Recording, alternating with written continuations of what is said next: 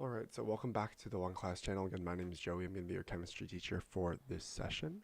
What we're doing at OneClass is we're going through a session of kind of verifying solutions for frequently asked problems in both subjects in mathematics and in chemistry.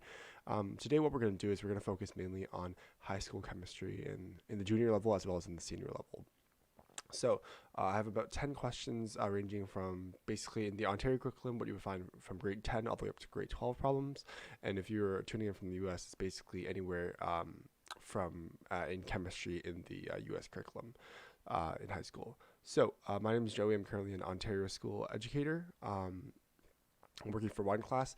Again, my teachable subjects are mathematics and chemistry as well. Let's jump into these problems. I have about 10 problems for you today, and we will go through these problems together and verify these solutions just to go through the concept with you as well. So let's get started. First problem here says I have copper 1 ions in aqueous solution react with ammonia, which is NH3 aqueous. According to I have copper plus plus 2 NH3 would yield. I have this copper ammonia kind of compound here, and then I have a K value, so it's 6.3 times 10 to the 10, I believe. It says calculate the solubility in grams per liters of copper. This is copper bromide, which has a KSP value of 6.3 times 10 to the negative 9 in 0.70 ammonia, so molarity of ammonia. So let's write this out first, and we're given this as well. So we're given all this information here. So let me write this down. So I have Cu. Okay, so I have this is number 1. I have Cu plus the aqueous solution, plus I have 2 NH3 here.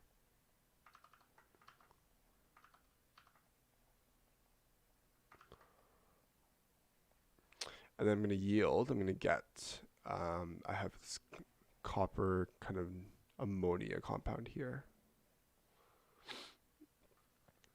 So let's see, let me draw this out. So 2 plus, and then the aqueous here. And I know the K value for this is 6.3 times 10 to the 10. So 6.3 times 10 to the 10. And I want to calculate the solubility of copper bromide, right? So let's write that chemical formula down, or chemical equation down. And this is different from this guy here. So I have Cu BRS. It's going to dissociate, so it's going to actually be in equilibrium because it has to have a KSP value. I don't do that. It's going to dissociate obviously into its copper cation, so Cu plus I have Br minus here. So I have these two guys, and again I have the concentration of ammonia here, and I also have the KSP value. So let me write the KSP value for this guy here. It's going to equal 6.3 times 10 to the negative 9. So I have two KSP values for 2 different equations here. And what I want to do is it's asking us if I were to, I'm calculating the solubility of CuBr, right, in NH3. So I have to actually put copper bromide with ammonia together to form a new chemical equation. So let me write that down, and that's what we're going to focus on when we're doing our equilibrium calculations here. So we have CuBr again. This is solid. Plus I have 2 NH3. It's going to be in equilibrium with I'm gonna form this guy here. So Cu NH3 2 NH3 2, and then I believe it's a positive charge here. Yep. And then also obviously Br minus, right? Br minus. So this is the equation that we're kind of we're thinking about, because this is our equilibrium reaction that we're thinking about. And what's the K value of this equation? Well, it's simply just the product of the first equation times the second equation, right? Because we have we have NH3 here, which is our ammonia here. We have CuBr, which is our guy here. We have Cu NH3 2, which is our guy here, and Br minus, which is our guy here. So it's a combination of these two chemical formulas. So the product, the K value for this, is going to simply be the product of our two k values here. So I'm going to write k. Oh.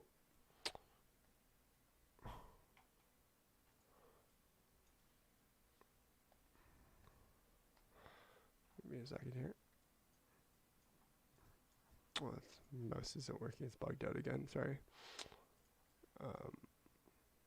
Okay, so our k value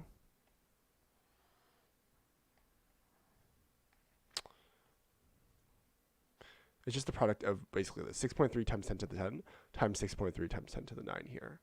So that's going to be our product here. So our k, why is it bugged out on?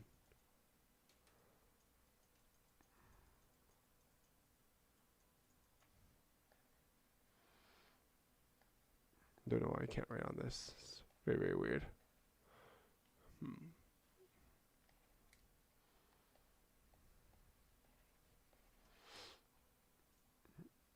Sorry guys, let me keep refreshing until I get something here. Okay, so the eraser function works. It's just the pen one now.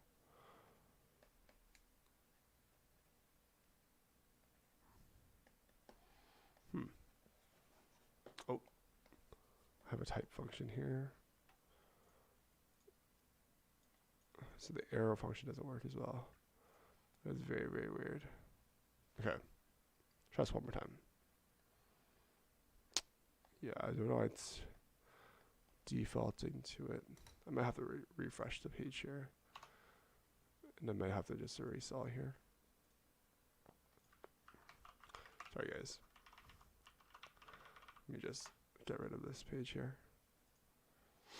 And I'll just pick up where we get started, where we left off. So it's just multiply our k values. So sorry about that.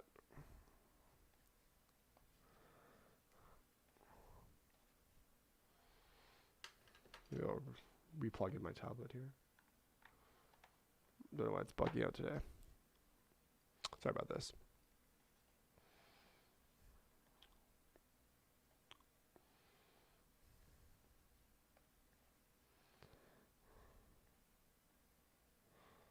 Okay, I think it's working, but it's not like very good. That's okay. I'll leave it at that.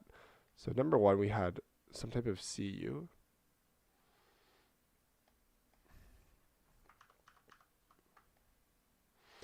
We had Cu plus 2NH3. I don't know why the font's like this as well, but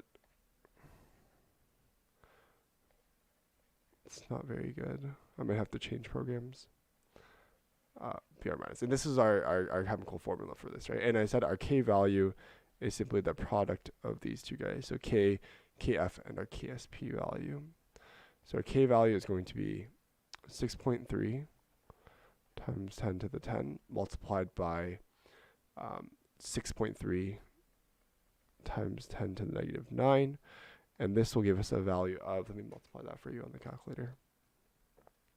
So 6.3 times 10 to the 10 multiplied by 6.3 times 10 to the 9 is going to give us a value of, this here is 3.9. Oh, sorry, it's not, I don't think it's a multiplication here. Oh, I think I forgot to put a negative here, sorry. There we go. So this is 396.9. 396.9. And this is non-scientific notation. You could have wrote 3.96 times 10 to the 2. It's up to you guys how you approach this, but I'll just keep it as for now. Okay, so my arrow function doesn't work as well. Okay, so I'm gonna have to restart this actually and use a different program. So just give me a second. I don't know why it's bugging out today. I don't think I've had this problem before. So just give me a second.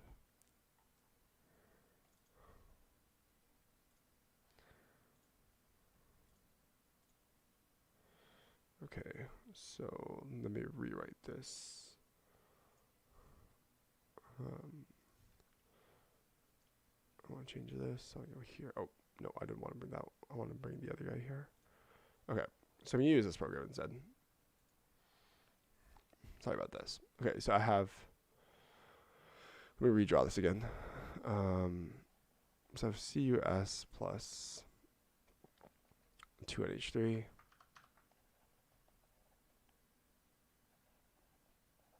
It's going to give us CuNH3 2 plus Br minus, and I said our K value is simply the product of Kf times Ksp, and we calculate that to be this here is 6.3 times 10 to the 10 times 6.3 times 10 to the 9, negative 9, and we said it was 396.9. So now what we can do is we can actually start using our ice table, right? So we have our K value here, so we can write down our equilibrium reaction here, and we can say we can do our ice table, right? So I have, because I know it's in the equilibrium, I know it's going to dissolve in something. We're given our initial concentration of our ammonia, so this is 0.70 molarity, and we don't actually know our concentration of our copper, right? So we're going to work with this guy here, and we know that our K value is 396.9, right? So again, I'm starting with 0, 0 of our products here. I'm going to subtract x, and then I'm going to add x to these guys here. So I have 0.70 minus x. I have some x here and some x here. And I believe copper should have an, I'm starting with some type of copper as well, but I'm not given that value here. But I think it's fine for this calculation. And what I can do is I can draw the I can write down our equilibrium expression. So let's check the solution to see what they figured out here. So they wrote the equation here, which is great. They wrote this as well, which is great. So they combined both of them, and they got 4.0 times 10 to the 2, which is about 396, which is good, because that's what we're doing about here.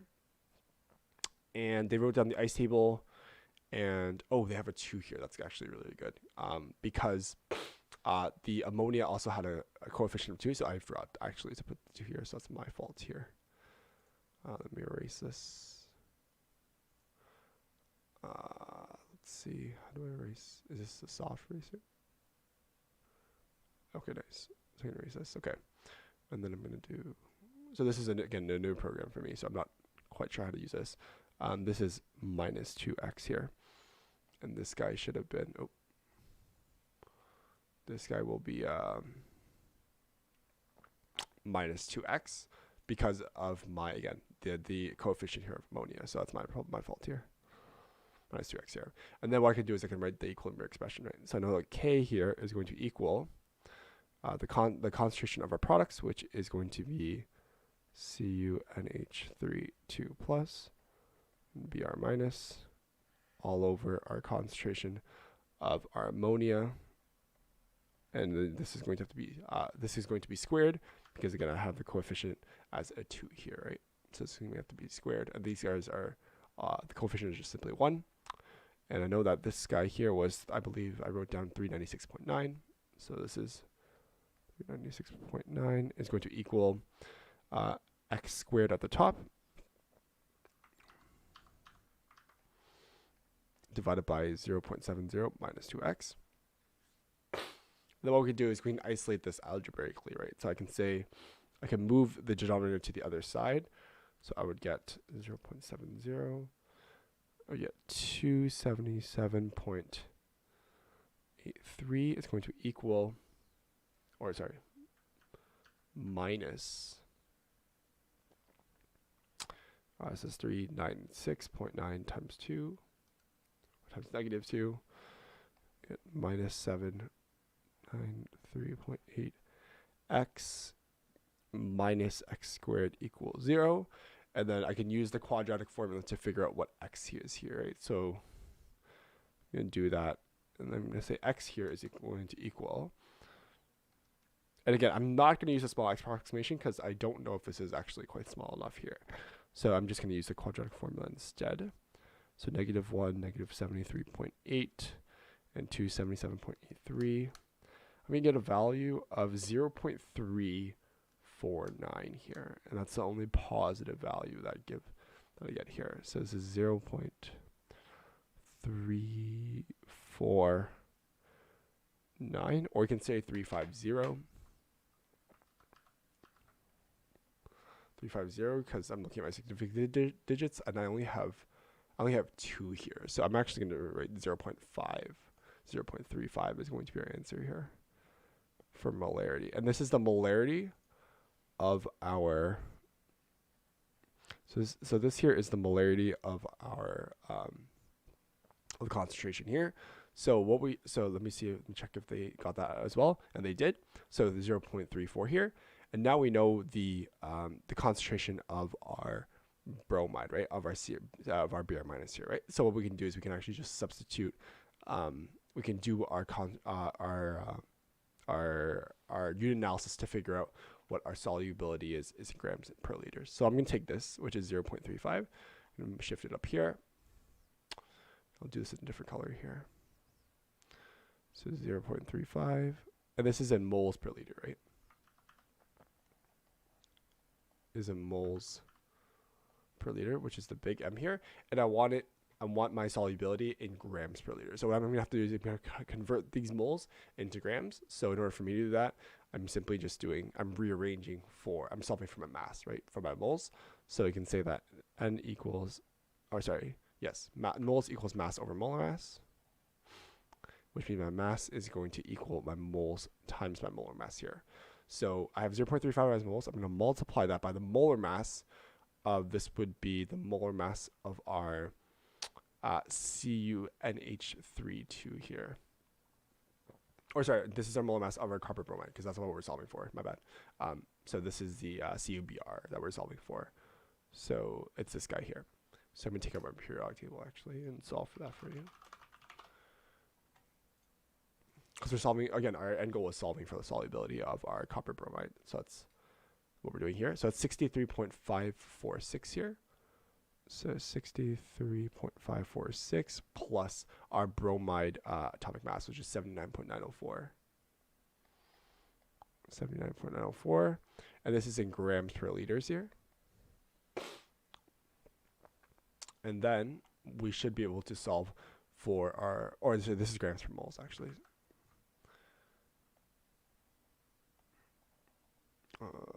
There we go. Because molar mass is measured in grams per mole.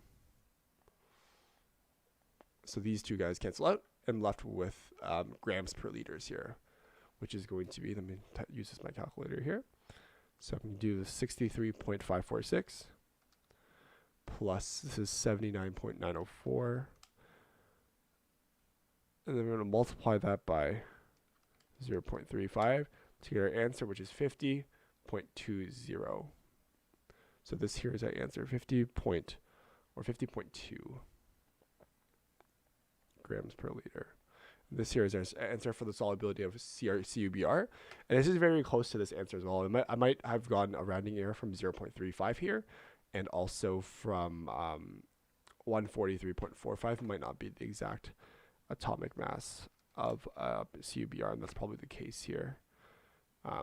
So that's kind of, so that's the solution for this problem. Might have, again, some rounding errors, so these numbers are slightly far apart, but that's the solution for our first problem here. So this solution is correct, because they did, again, they're doing the ice table. Well, they actually they wrote down the chemical equation first, and they realized it was a combination of these two. So the K value is simply just the product of these two K values, and then what we did was we simply did an ice table and converted from moles to grams here. So the solution is correct.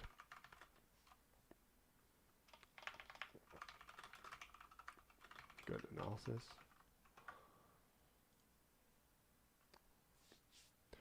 Okay, let me figure out, let's see if we can do, I have to clear after every question here, which is unfortunate, but that's okay for this problem here. So number 2 is, what's the chemical formula for a diamond? Okay, so if I have a diamond here, and this is kind of like a logical question here. So diamonds are made up of carbon, and it's just very, very, it's what it is, what diamonds really are high pressurized carbons. And carbon is simply just C, and then you can think of it, the state here as S here, so C, and then the solid state.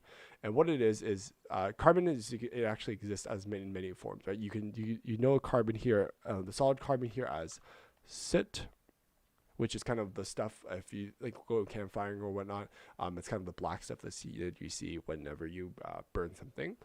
You also see it in your pencils, right, as in the form of graphite. So this is also and you can think of it as an allotrope of carbon, or you can think of this as a different it's in a different form here. So graphite is, again, the kind of you can think of lead as you use in your pencils. And then finally we have diamonds, which is also this.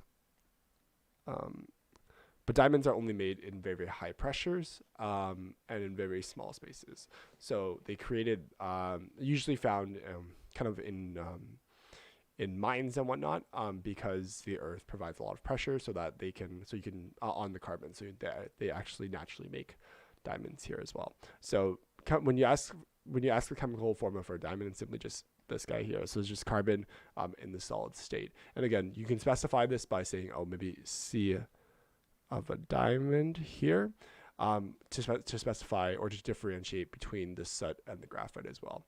But again, only created in high pressure situations. So the solution here is correct, and because they just simply wrote the C here, so the solution is correct.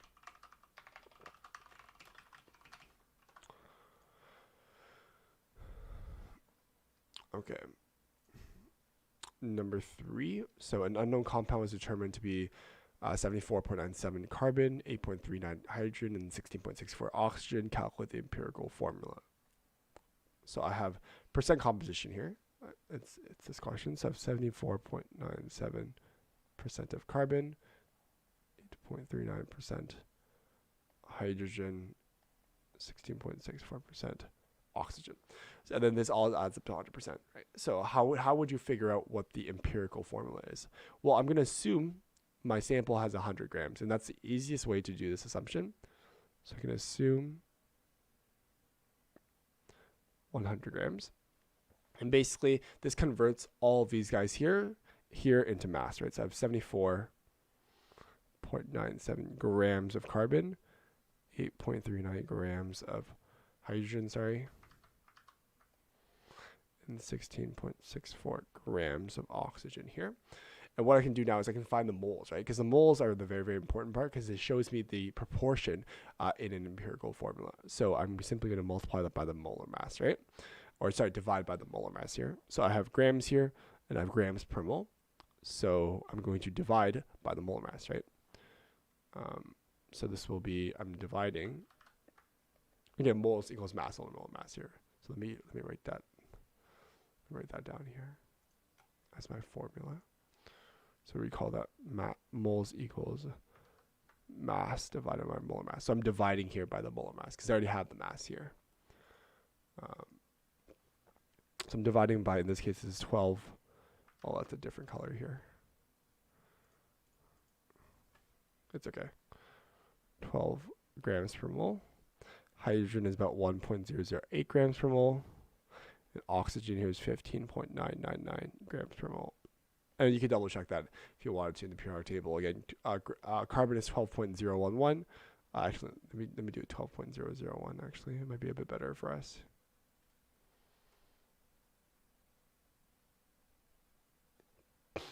Just so I don't do a rounding error here. It's 12.011 grams per mole.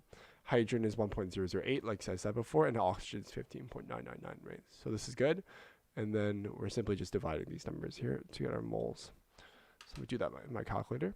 I have 74.97 divided by 12.011. Give me a value of 6.24. And this is moles. Hydrogen, I have 8.39 divided by 1.008. Give me a value of 8.32. And then finally, oxygen here is, I'm dividing by 16.64 divided by 16 is approximately 1. So I'm going to say 1.0 moles here. And what we can do with these values is this is simply the proportion in our empirical formula, right? So we can say that we have this chemical formula here. We have C, X, H, Y, and O, Z here as our chemical formula. And as you can see, we take the smallest number here, which is 1.0, and we're going to divide it out by these guys here to get the proportion, right? So we're going to have, so with oxygen, we're simply going to have 1 oxygen because we're going to divide by our 1 mole, right? So if we divide by 1 mole, we're going to get 1 here. If we divide 6.24 by 1, we're going to get 6, right? So again, this value here is going to give me 6, right? So this, if I divide by 1, it's going to give me 6, and this one is about 3, and this is approximately about 6 and 8 here. So therefore, our formula here is simply, so I'm going to have C6H8O, and that's going to be our empirical formula for this problem here. So as you can see, they divided it by the mole ratio as well. And so divide by 1, divide this by 1, and this by 1. So you get 6, 8, and 1, and these are the proportions for the empirical formula. So C6H8O. So the solution is correct.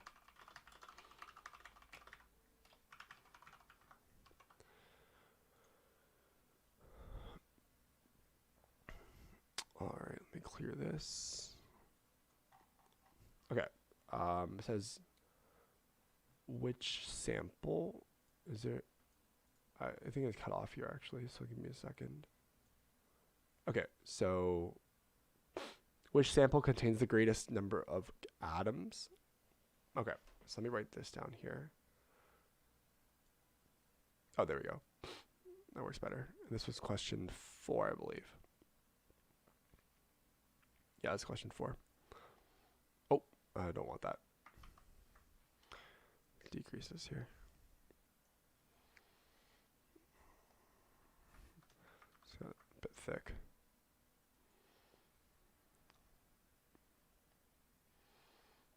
Okay, so which sample contains the greatest amount of atoms here? So A here is we have 14 grams of carbon. B is we have 49 grams of Cr. C is we have 102 grams of silver here, and D is we have 202 grams of lead here. And it's asking us which sample contains the greatest amount of atoms. So we have grams here. What we want to do is we want to solve for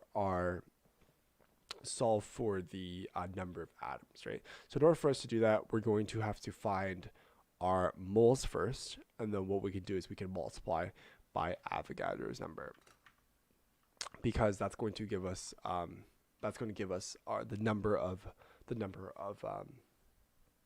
atoms in the sample here. So let's divide here. We want to find moles of everything, right? So again, moles equals mass over molar mass. So we're going to divide all these guys by the molar masses here. So therefore, I'm dividing this by, again, the mole mass of carbon is 12.011 grams per mole. Chromium is going to be 51.996 here. So 51.996 grams per mole. Silver is going to be 107.87 here.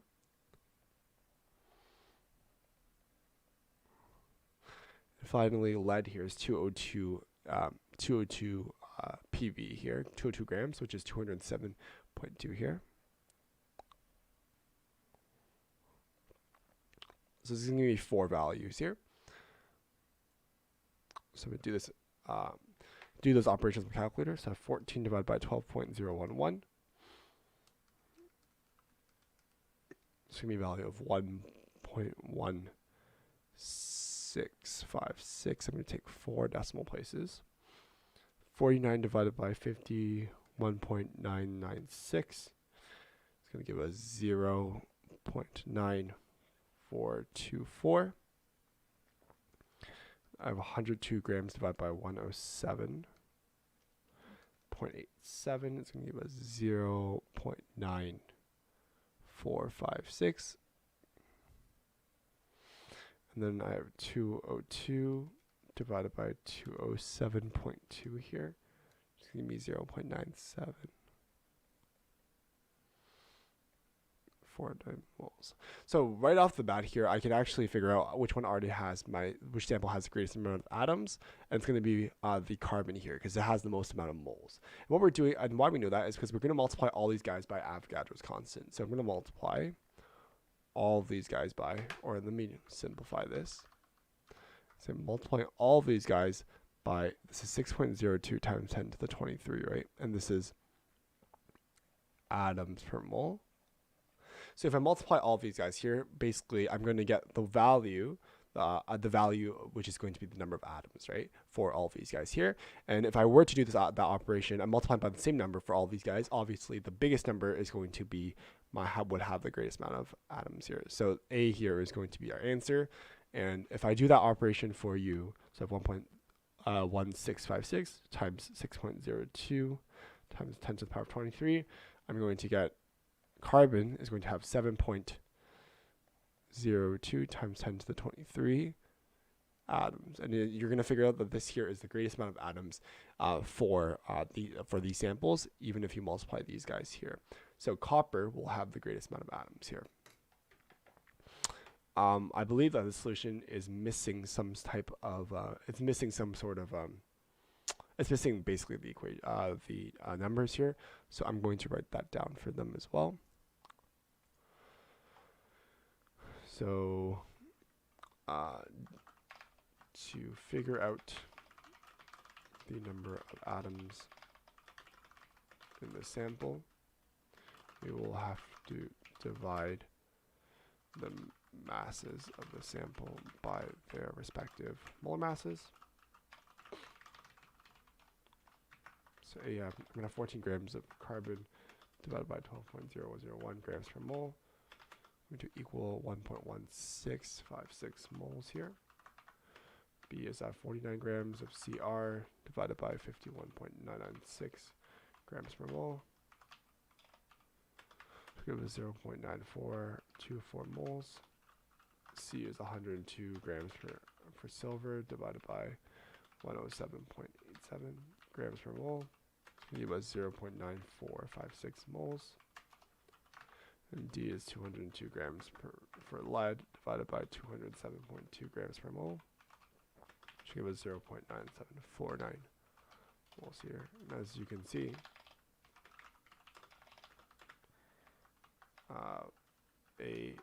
A contains the most amount of moles. So therefore, when we multiply all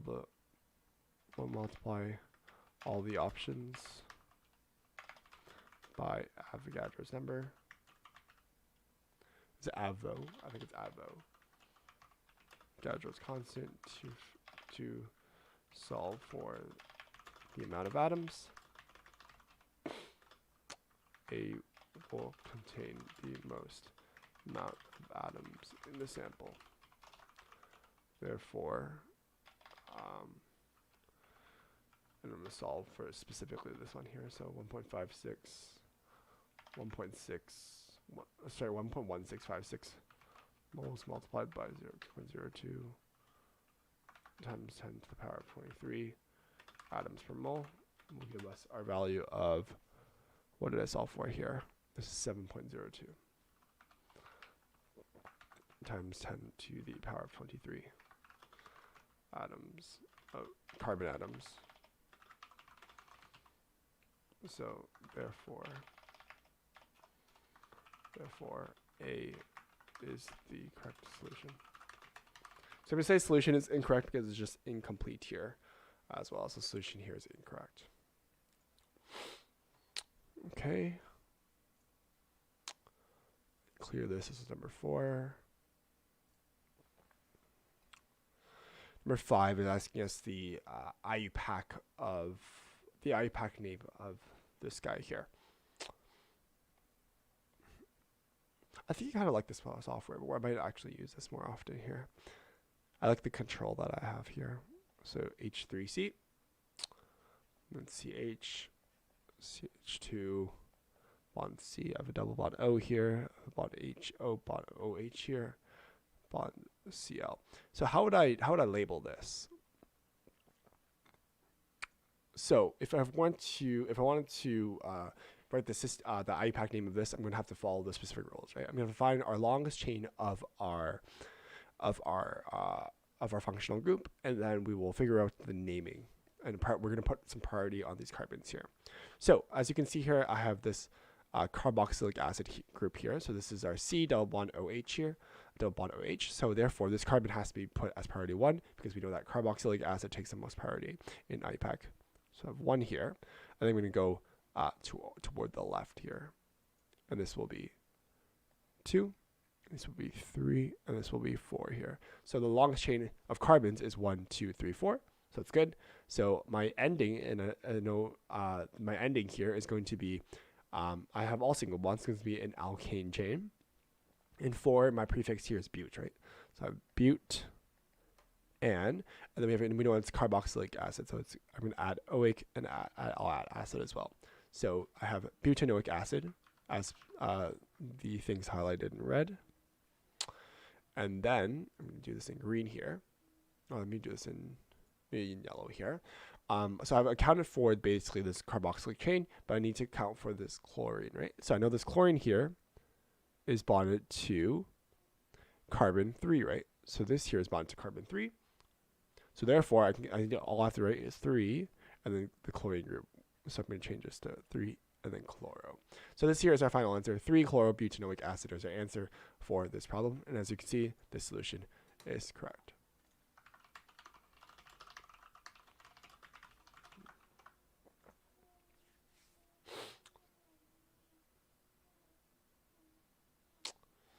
That's good. That's good for number 5. Number 6 is asking us which statements are true. Okay. So this is number 6, I believe. So it says, I'll just read this out loud here. So it says more massive gas molecules in the sample have higher RMS speed than less massive ones. More massive gas molecules in the sample have lower RMS speed than less massive ones, and RMS speed depends only on temperature, and so all types of particles in the sample have the same RMS speed. So which statements are true? So in this case here, when we're talking about gas molecules, and all of these gas molecules, and we're talking about bigger gas molecules versus smaller gas molecules. So this concept of atomic radius, or how you want to think about it. So I'm talking about gas molecules, and based on their size and speed, compared to size versus speed here. So when we talk about gas molecules here, we have to talk about 2 different things here: it's size versus our speed, right? So we know that with our size, so specifically for the size here, the smaller the size, the faster it's going to travel. The faster it will travel. So, which means the bigger sizes here are going to have slower speeds, right? So therefore, larger sizes have slower speeds. So therefore, statement 1 here says more massive gas molecules in the sample have higher RMS speed. So this here is false, right? Because more massive gas molecules will have lower RMS speed, which is what statement 2 says. So statement 2 here is true. And statement 3 here says RMS speed depends only on temperature, but we know that's false, right? Because speed does indeed depend on temperature, according to particle theory. As we heat things up, as temperature rises, the speed will also increase. The velocity of our molecules will also increase. However, atomic radius, or the size, will also affect the speed as well. So therefore, only statement 2 is true. So the solution here is correct because they chose statement 2.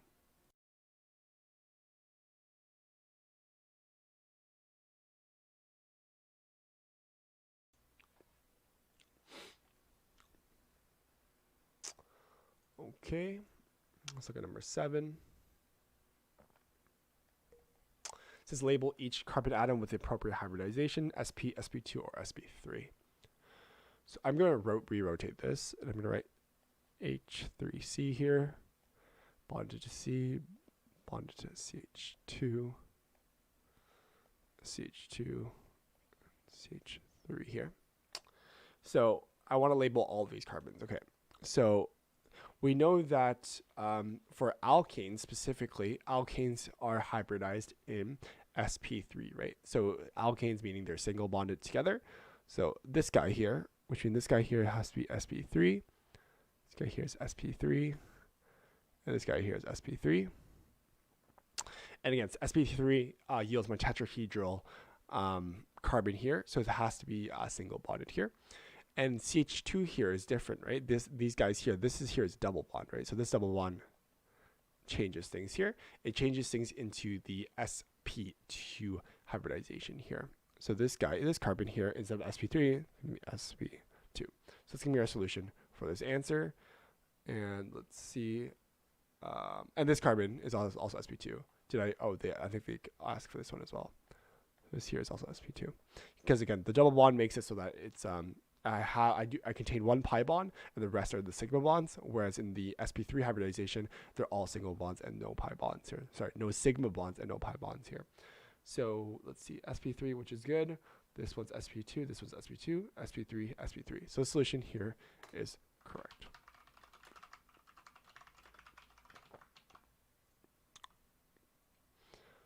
That's number 7. That's number 8 here.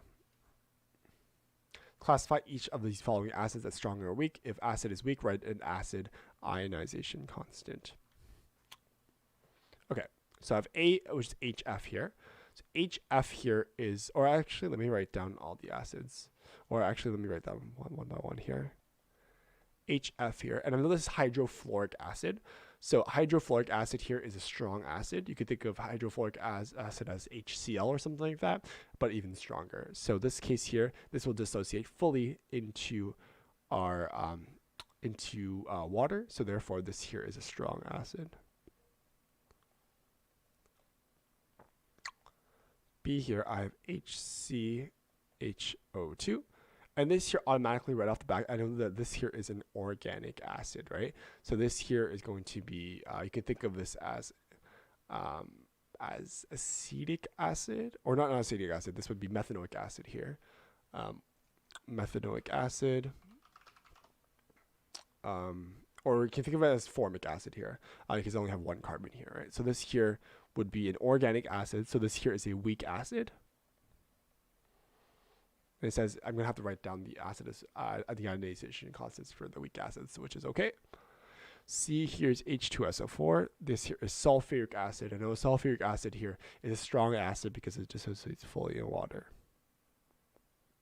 Strong acid. And finally, D here is H2CO3. This is carbonic acid. And carbonic acid here is a weak acid. And this here because it's just because it doesn't dissociate fully in water here. So this here is going to be a weak acid. So let me write down the dissociation constants for these guys here. And I'll only write it for B and C here, because these guys are the weak ones here. So I have HCHO2. CHO2.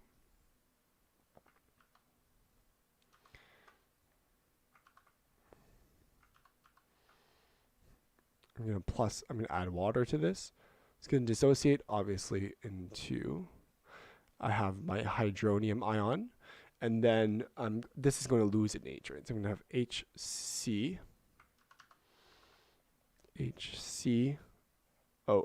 going to be CHO2, and then the negative charge here. So this is going to be my dissociation constant, and the K for this guy here, or this is going to be the reaction here. The K here is going to equal, we have CHO2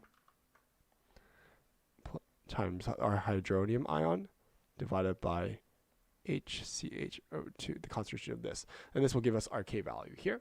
So let's look at the solution here. And as you can see, this here is correct. They wrote it as HCOO minus. You can write it as HCOO minus. It doesn't really matter. I just wrote it as this because they gave us this as well. I personally like this notation a lot better, which is great. And then for D here, I have H2CO3. Add water to it. This is going to give me hydronium plus I have HCO3 minus here, which means our K value for this guy is simply the concentration of our products, which is going to be HCO3 minus and H3O plus divided by our H2CO3 here. And these guys are already balanced here, so this is perfectly fine. So this solution here is correct, but I don't like how this is negative and this is negative here. It's supposed to be H plus or H3O plus.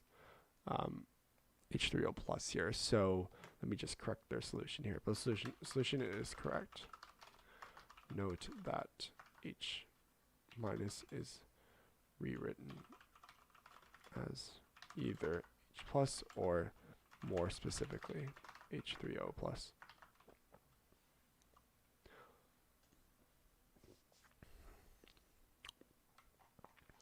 Awesome. That was number 8.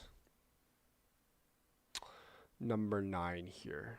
So this is complete the following reaction, add hydrogens and charges to the appropriate atoms. Number 9.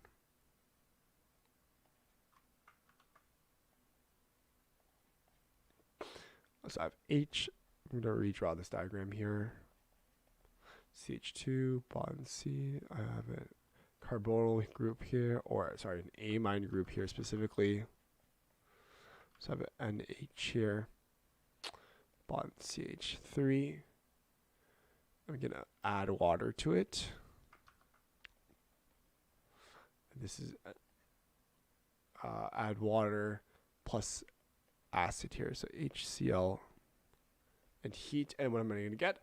Well, this is simply just a hydrolysis reaction, right? So this here is under, and I have an acid catalyst. This is a hydrolysis here.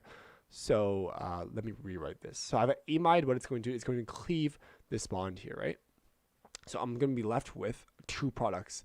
I have one amide here. I'm going to be left with. It's going to form our carboxylic acid, which is what we're going to get with the carbonyl group with this side, with these guys here, and then I'm going to get my amine as my other product. So let me write this down. So I'm going to draw my carboxylic acid first. So I'm going to have H. Oh, this is too dark here. I have H3C, bond CH2, bond C. This is our double bond O here. And this is going to be, instead of bond N, it's going to be bond OH here. And this here is going to be my carboxylic acid plus our amine here, which is simply going to be N and then bond HCH3 here. So, and then these hydrogens will be filled with the water here. So I'm going to have H2N bond CH3 here. And this is our solution for these problems here.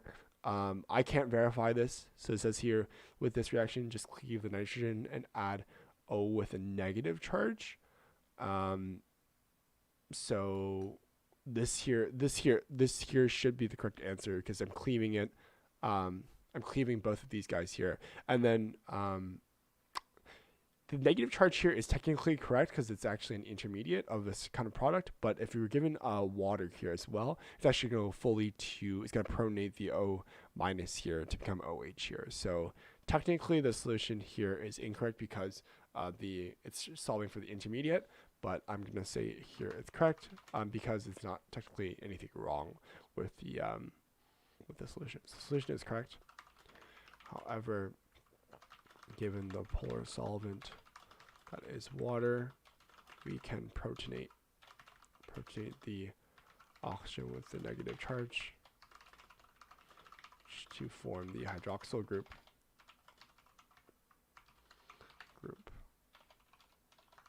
Products that are formed are the carboxylic acid, which in this is propanoic acid, and the methylamine. Solution here is correct. And finally, our last problem of the day is asking us this. So how do you calculate the mass of HC8H4O4 that reacts with 15 milliliters of NaOH solution? So I have KHC8H4O4 plus NaOH. and I have some type of molar mass, it's going to react with some type of volume of NaOH here. So let's figure this out. So what I'm going to have here is I have here, this is 0.15 milliliters here. So let's see. I believe this is some type of acid here. Yeah, this is some type of acid here. So although the answer is asking us the concentration of NaOH here, which is kind of odd, because we're not given the molarity here. So, but they're saying that we're going to multiply this volume by the molarity. So I don't know if we're given the molarity here, which is 0.15. Because we're given our volume here, which is 50 milliliters. So we can change that to liters, which is fine here. But we're not given our molarity here. I think they're mixing up molarity with our volume here. So that's probably not a good thing here. But I don't think we have actually enough information to solve this problem, because if we have our mass here, we have our mass here, molar mass, and our moles here, right? And we're given our molar mass, which is 204.44 grams per mole. But we need to be given some type of moles here for us to solve this problem here. We need to give moles here, and we could have volume and concentration as well. And this would have been 15 milliliters would have been 0.015 liters, right? So in order for us to solve for moles, we need to either get the concentration here, or we need to get the moles here from some type of mass or something like that here. So in this case, we actually don't have enough information to solve for this problem unless we're given the molarity here. So in this case, it says here 0.15 moles per 1 liter here. So they assumed that this here was the concentration, which I don't think is the case here, because it's 15 milliliters of NaOH solution. So let me just scroll down here and figure out what they're doing here. And yeah, they assumed, because they assumed this was the concentration, they will obviously get this here as the molar mass. So this solution is actually incorrect, because I don't know the molarity, and I actually can't solve for this problem here because I'm not given the concentration of the NaOH here. So the solution is incorrect. Cannot solve for this problem because I am not given the molarity of NaOH here. Concentration of NaOH is needed to solve for the moles, which then can solve for the mass of KHCH4O4. So this solution here is incorrect, because again, I need some type of relationship between mass and molar mass to find moles, or concentration and volume to find moles, and I'm not given the mass of either of them or the concentration of either of them as well. So this is not a solvable solution or question. So again, thank you for watching. Sorry for the technical difficulties at the beginning. I think I'm gonna probably start using smooth draw more often for my solutions as well. Again, my name is Joey. I actually have a new streaming schedule. I'm currently working on a project with general chemistry, so I'm gonna actually stream only 2 days a week now, from Monday, which is gonna be math, and Wednesday will be chemistry. So you can stay tuned for that. Again, if you like these YouTube videos, again, definitely subscribe to our YouTube channel at youtube.com/OneClass. Again, my name is Joey. Thank you so much for watching. Stay safe, stay healthy, and have a great day. Take care.